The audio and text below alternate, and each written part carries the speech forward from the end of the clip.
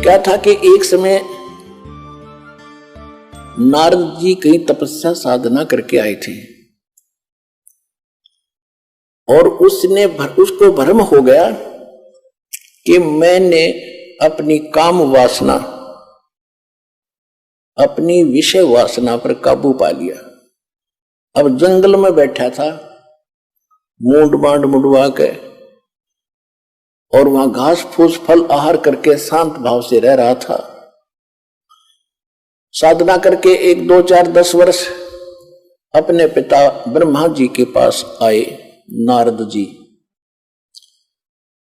और ब्रह्मा जी ने कहा बेटा साधना कर आए। कहा जी, क्योंकि ब्राह्मण थे, ब्राह्मणों का काम में भक्ति करना था और तो काम ही नहीं था। बहुत अच्छा बेटा, खूब सफलता मिल गई होगी। कहा जी सफलता मिल गई, अब मैं विषय वासना के अधीन नहीं रहा, मैं शादी नहीं कराऊंगा, आजीवन ब्रह्मचारी रहूंगा, मेरे ऊपर कोई असर नहीं कर सकती कोई भी विकार।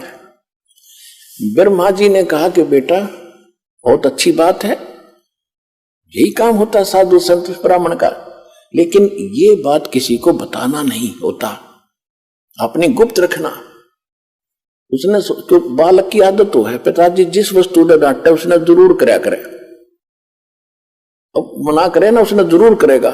विष्णु जी के पास गया, अंकल जी के पास, विष्णु जी से कहा कि भाई, विष्णु जी ने पूछा आ गया बेटा? कहाँ आ गया महाराज? हाँ भगवान, साधना करके आया हूं मैं जंगल में। अच्छा भाई, बहुत दिन में दिखा, कहाँ गया था जी? जंगल में साधना करके आया हूं मैं। अच्छा भाई, और मैंने अपनी सब इंद्रियों को जीत लिया है। विष्णु जी बोले भाई ठीक है, बहुत अच्छी बात है। अब मेरे कहा कि मेरे ऊपर कोई विषय वासना असर नहीं करेगी। विष्णु जी बोले भाई ठीक है, बहुत अच्छी बात बेटा, भगत का तो काम में ये होता है वासनाओं को काबू करे, भक्ति करो, ठीक। अब ये काल है जालिम, इसने विष्णु जी को प्रेरणा करी कि भाई नारद जी को तो अभिमान हो गया, इसका अभिमान तोड़ना चाहिए। जब विष्णु जी के घर से निकलकर चला, किसी नगरी में जा रहा था, वहां एक मायावी नगरी तैयार कर दी और उस राजा की लड़की का स्वयंवर हो रहा था और वहां खूब चहल पहल और खूब सजा रखी उस नगरी को। नारद जी ने पूछा भी क्या पर्व है आज? नगर के लोगों ने बताया कि राजा की लड़की का विवाह है और इतनी सुंदर लड़की है कि शायद पृथ्वी पर नहीं एक परी उतरी है, और दूर दूर के देश के लोग राजा लोग आ रहे हैं। आज स्वयंवर है, वो स्वयंवर बनेगी, अपन वो मनपसंद पति चुनेगी, लाइन में सब बैठ जाएंगे, वो जिसको चुनेगी वो उसके वरमाला डाल देगी, उसका पति होगा।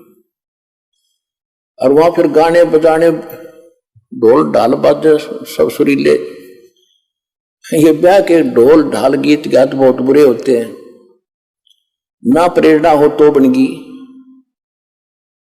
अब नारद जी ने सोचा कि अभी देख लेते हैं, गृहस्थ जीवन भी देखना चाहिए। पिता ने ब्याह करवा रखा, चाचा ने करवा रखा विष्णु जी ने, और छोटे चाचा शंकर जी करवा रहे, तो ब्याह में कोई ऐसी बुराई तो है नहीं।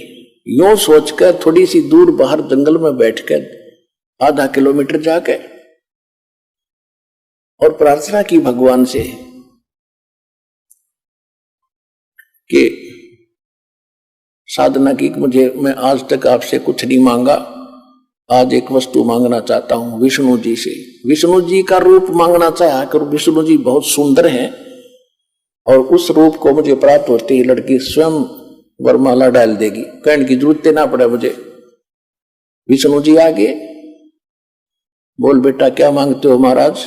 ऋषि जी क्या मांगते हो? कि वचनबद्ध हो जाओ। वचनबद्ध हो गया विष्णु जी, मुझे हरि रूप चाहिए, हरि रूप चाहिए, मैं शादी करवाऊंगा, आज मैंने पक्का इरादा कर दिया है। विष्णु जी ने कर दिया तथास्तु। हरी माने बंदर भी होता संस्कृत में।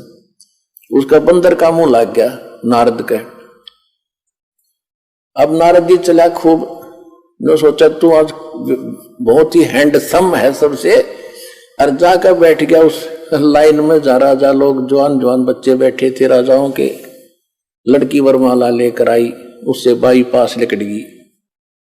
उसने सोचा इसने ध्यान नहीं पड़ा लड़की का, नहीं तो इसने तो सबसे पहले मुझे ही चुनना था। वहां से उठकर दूसरी पंक्ति में जाकर बैठ गया, नुआ कट गए। वहां और 10 कदम दूर कर निकली, उसकी शकल पे भी डर लग गए।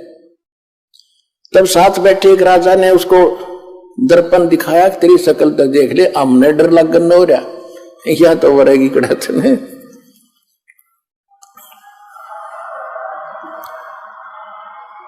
जब उसने देखा कि मेरा तो लिया बिगाड़ दिया विष्णु जी ने, तो उसको श्राप दे दिया। ये तो आपने खूब कथा सुन रखी है, पर इतनी सुनाऊंगा, ज्यादा नहीं। श्राप दे दिया कि एक पूरा जीवन, तू विष्णु जी को श्राप दे दिया कि एक पूरा जीवन जैसे मैं अपने आज पत्नी के वियोग में दुखी हूं, इस तरह तू सारा जीवन इसी वियोग में बिताएगा, और तेरी मदद मेरे कैसे मुंह वाले करेंगे, बंदर ही। कहने का भाव यह है कि जो दास सिर्फ इतना बताएगा, ज्यादा नहीं, क्योंकि सत्संग ये तो एक रामायण है, और अब हम सुनाएंगे सत्संग, इससे निष्कर्ष निकाल के। तो आपको मालूम है कि श्री रामचंद्र जी रूप में विष्णु जी का जन्म हुआ, राजा दशरथ से जन्म हुआ, सीता का अपहरण हुआ, और जो भी श्राप था उसने पूरा किया। सारा जीवन दुखी रहा, घर से रावण के साथ युद्ध करके